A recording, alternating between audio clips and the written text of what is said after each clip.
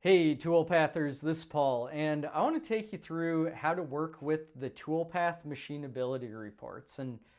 First question is why work with the Toolpath Machinability Reports? And what we've seen is these can be a great tool for you to quickly understand the scope of the job when you're looking at new parts. And usually that involves answering three critical questions. So, can I make this part? How am I going to make this part? And how much is it going to cost? So let's dive in. First thing we see when we upload a part to Toolpath is the overview page. And this is kind of my quick look at, can I make this part? So in the right hand corner under overview, we see some information about the part. So first off, machinable surface area at 100%. That means Toolpath was able to find a solution to rough and finish all the features on this part. We see my machine type, so I have 3-axis and 3+2 axis, and right now this is set up as a 3-axis milling part. We can see my cut config, which is going to be the set of tools and the general machining preferences that I'm going to use to machine this part. And we can adjust our stock mode to set up the part appropriately. So automatic is going to round to nearest based on part size and your default offsets. If we had uploaded a part with multiple bodies, we could select stock from a body. Or of course, fixed box and fixed cylinder are going to let you manually input the stock size for this part in those forms. Underneath that, we see some information that's going to help us enter that stock size and understand the size of the part. Of course, we can use our handy dandy banana for scale to do that as well. And, part volume, and right now this part has 0 threaded holes because I haven't defined any holes as threaded yet. Underneath that, we can actually use Toolpath to set up our work holding. So if we hit the drop down, this will open the work holding library where I can either search for my vise or just select it from the list.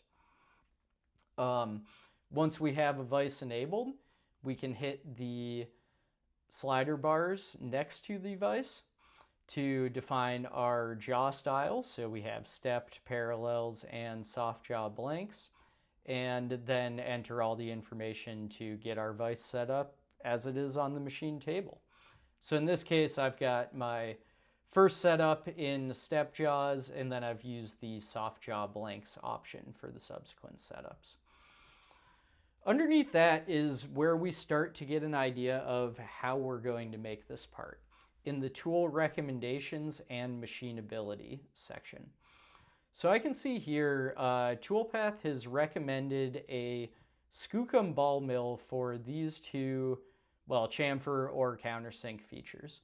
And I have Toolpath set up to automatically accept recommendations, so it's gone ahead and used these and told me, hey, if you get this tool, all the features are machinable. Now, I would really love to cut those features with my chamfer mill instead of surfacing them. So let's use this as an opportunity to dig into this feature a little bit. First thing we need to do is get to the feature details. I like to do this by enabling selection mode in the toolbar. So I'm going to hit the mouse cursor icon here to turn on mouse over. This puts me into selection mode, and I'm going to go click on one of those features it showed it was using the ball mill for. Now, this gets me to the feature details page, so I can see chamfer edge length, depth below top apart, lower diameter, upper diameter, the angle of the chamfer, and then what Toolpath chose for the roughing and finishing tool. Now, I want to use my chamfer mill for this, or at least understand why Toolpath isn't using it. So let's go to finishing tool and hit the arrows. This will pull up the tool table for the feature. So we'll see all the compatible tools from my recommendation libraries. So there's a couple ball mills from Kenmetal and Skookum that would work here. And if we look in source library aluminum tools as Paul, these are my tools. I can see exactly why my tools weren't used. So in this case, the stick out on my chamfer mill isn't enough for that feature. Now I have a choice. So I could tell Toolpath just by clicking on the row, hey, I'm going to override the tool selection. I know you don't think this tool is geometrically compatible. I know that I need to pull it out to, at least 875 thousandths, probably 880 thousandths. So I can override. I could open up the tool by clicking the fly out there and adjust my length below holder and check it against my overall length to make sure that's a viable solution here. Or I could let Toolpath use the ball mill to surface it and live with that. So in the overview page, by seeing, the tool recommendation and then looking into those features a little bit, I can very quickly understand what's the tricky feature on this part going to be and how do I want to address it from a tooling perspective. So that's the overview page. A lot of the shops that I work with use this as kind of a quick go, no-go gauge for, am I going to take this part? If we see 100% machinable and one tool recommendation that we can quickly get to the bottom of, that's great. I'm probably going to get the quote out quick and try to get this job. If I see 40% here and all red in the part viewer, that's where I might really want to think carefully about this part and say, is this a good fit for my shop and my current capabilities? Moving on from the overview, we have the setup page. And this is where we're going to start to get an idea of how Toolpath is approaching the machining plan for this part. So if we look over in the right, pro tip here, you can click on the setup name to see all the features machined in that. And you can click on the thumbnails to see the orientation and then the list of features that will be machined from each orientation. On the thumbnails, we have some controls, so you can drag to reorder these, or you can check or uncheck to enable or disable a setup. When we're looking at the features that are machined from each orientation, we can expand these to get all the details. If we have threaded holes, we can apply them here. And of course, if we click on any of the features, we get to the feature detail and can see the roughing and finishing tool, just like we saw earlier in the feature details page. With the setups, we can go on to the tool list. So tool list is pretty straightforward. It's a list of the tools that Toolpath chose to machine this part.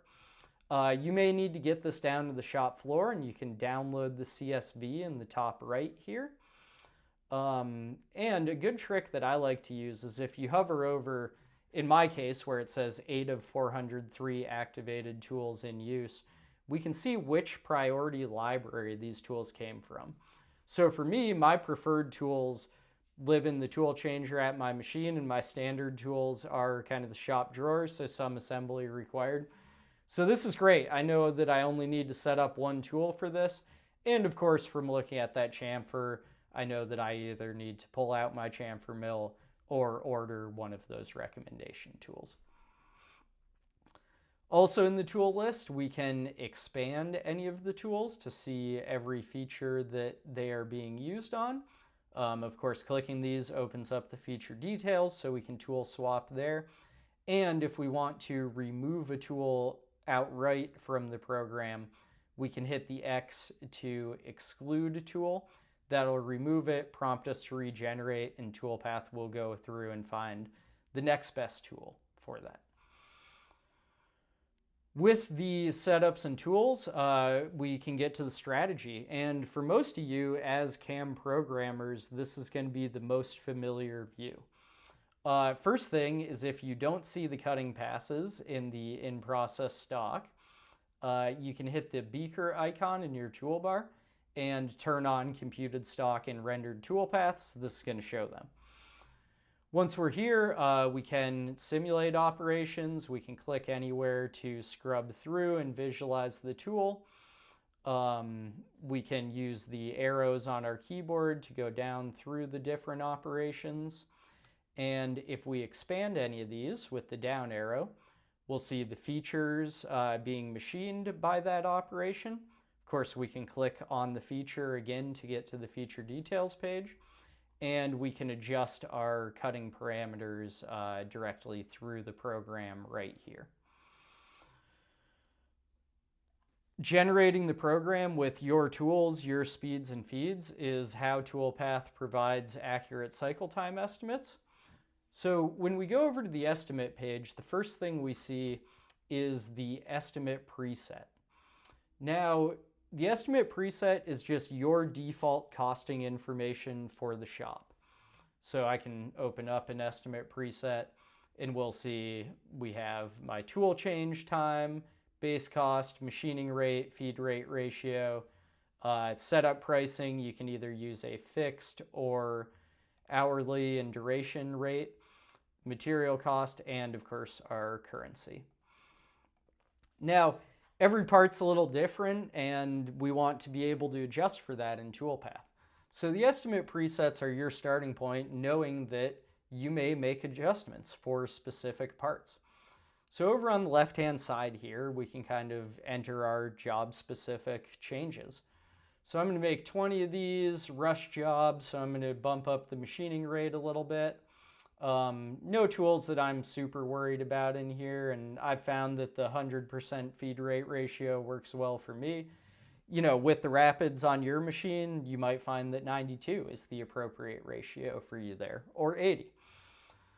Beneath that, I can adjust my setups. So I use an hourly rate, and I'm going to give myself 1 hour for the first setup to get that chamfer mill sorted out, and then half an hour should be fine for those other two in the soft jaws. We can adjust our material cost. So I've got this set up to calculate by weight based on my cost per pound. But of course, if I had gone and gotten a quote from my supplier and they said this is what it is, I can come over to fixed and enter my quoted price there. And additional items is just a place I can add line items, either total or per part. So maybe these are going in for anodization. And let's say the quote on that I got was, let's say $500. So that's going to set me up for this part based on what I know about the shop floor that the system might not from the inputs. Next, in the center, Toolpath will break the pricing for the part down into setups and then specific features. So if I'm curious what are the more expensive features on this part, I can come in here, see that Toolpath actually needs to come in with the 3/16 inch here. So we would probably have an opportunity to speed this up if we increase some of the radii here. And you know, if I was going back and forth with a designer or designing my own products, that's a consideration that I could make. If we get out of that feature, we see the estimate breakdown on the right. Of course, I can download this to bring to your ERP or wherever you keep records with the download button here.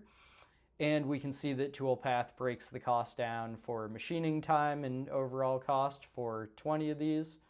Setups, material, and other is going to be my line items here. I can apply a discount or I can apply a negative discount, whatever my heart desires, and get to that grand total and then unit price per part. So that's the Toolpath report. And, you know, we hope that this is a tool that helps you make the right decisions for incoming work in the shop faster. You know, provided that this part's a good fit, I was able to get the quote out quickly and understand the scope of the part. Now I'm ready to export to Fusion and start CAM and get this thing to the machine. Thanks, everyone.